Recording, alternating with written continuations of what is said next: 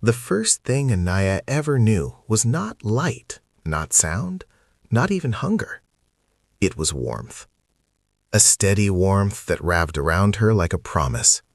A rhythm beneath her ear that never startled her awake, never rushed, never faltered. She didn't know what arms were, but she knew what it meant to be held. She didn't know the word father, but she knew his hands. Large, careful hands that adjusted instead of grabbing, but cradled her as if the world itself might shatter if he was careless. Raghav Mehra looked down at his newborn daughter and forgot how to breathe. She was impossibly small, wrinkled, red-faced, crying with a strength that startled him. His arms trembled, not from fear of dropping her, but from the weight of what she meant. It felt as though the universe had placed its most fragile miracle in his arms and whispered, "This is yours. Don't break her." Kavita lay on the hospital bed, exhausted but smiling, watching her husband stare at their daughter like he was memorizing her existence. "She looks like you," Kavita whispered.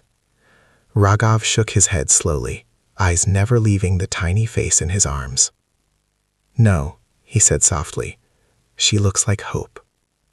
And somewhere deep inside that newborn child, something settled, an unspoken truth she would carry her whole life. The world could be kind. Anaya grew the way laughter grows, suddenly, everywhere. Questions followed her like shadows. Why is the sky blue? Where does the sun go at night? Do ants get tired? Raghav answered every question as if it mattered, as if she mattered more than anything else. At exactly 7:10 every evening, the front door opened. "Where's my favorite girl?" And every evening, Anaya ran. She threw herself into his arms without hesitation, without fear, trusting completely that he would catch her. And he always did. To her, he wasn't an accountant or an adult with responsibilities. He was a jungle gym, a dragon, a horse, a fortress, the place she landed when the world felt too big. Kavita watched them from the doorway sometimes, amused and quietly moved. "You're teaching her to expect too much," she teased once. Raghav looked at his daughter, laughing so hard she couldn't breathe. "I want her to expect kindness," he said, "so she never learns how to accept less." One night, Anaya fell asleep on his chest, her small fingers gripping his shirt. Raghav didn't move. He stayed perfectly still, afraid that if he shifted even slightly, the moment might break. He thought, if this is all life ever gives me, it will be enough. When Anaya was 6, she wanted to ride a bicycle, not tomorrow, not next week, today. The bike was pink and far too big. She wobbled, screamed, laughed. Raghav held the seat, steadying her. Then, quietly, he let go. She rode forward, unsteady at first, then balanced, then free. "I'm doing it." Raghav stood frozen, heart pounding. This was the first time he learned something terrifying and beautiful all at once. Loving someone meant preparing for the moment they wouldn't need your hands anymore. That night she hugged him tight and said, "You didn't let me fall. I never will." He believed it. Life didn't warn them when it began to change. It slipped in quietly. Kavita forgot small things at first. Keys, dates, recipes she had cooked for years. Raghav laughed it off. Stress, tiredness, life. Then one evening, Anaya waited alone at the school gate as the sky darkened. "Papa," she cried when he finally arrived, "I thought you forgot me." "Never," he said, holding her tightly. "Never." The diagnosis came softly and shattered everything. Early onset Alzheimer's. Kavita was only 38. Raghav became 2 parents overnight. Cook, caregiver, protector, anchor. Anaya grew older without realizing it. She learned to braid her own hair, learned to cook, learned how to pretend things were fine when they weren't.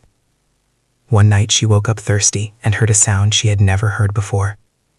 Her father crying. Quietly, broken. She climbed into his lap like she used to and whispered, "I won't forget you." And something inside him broke forever. Kavita died slowly, then suddenly, then all at once. On her last morning, she looked at Anaya and whispered, "My baby." Then she looked at Raghav and said, "You're still too serious." Those were her last words. After the funeral, Anaya didn't cry at first. Then one night she collapsed into her father's arms and screamed, "I want her back." And he cried with her. Grief changed the house. Changed them. Teenage years brought quiet distance, closed doors, short answers, fear disguised as independence. The fight came when Anaya was 17. "Stop treating me like I'm 5, she yelled. "I lost your mother," he said. "I will not lose you too." Silence fell like glass. Days later, she found his letter. "I don't want to cage you. I want you to fly." They cried, they healed, they learned how to love forward instead of backward. When Anaya left for university, Raghav stood on the train platform watching his whole world disappear into distance. Years passed. Anaya grew, loved, broke, healed. Then the diagnosis came again, this time for him. Parkinson's. "You're not facing this alone," she said. "It's my turn." Roles reversed quietly. When he forgot what he was cooking, she smiled and said, "I'll remember for both of us." When he feared becoming like her mother, she held his trembling hands and said, "You made me. I won't forget." He walked her down the aisles slowly, deliberately, every step carrying years of love. "You were so small once," he whispered. "And now I'm everything," she replied, "because of you." When he died, his last words were, "I love you." Years later, holding her own child as she cried, she felt it again.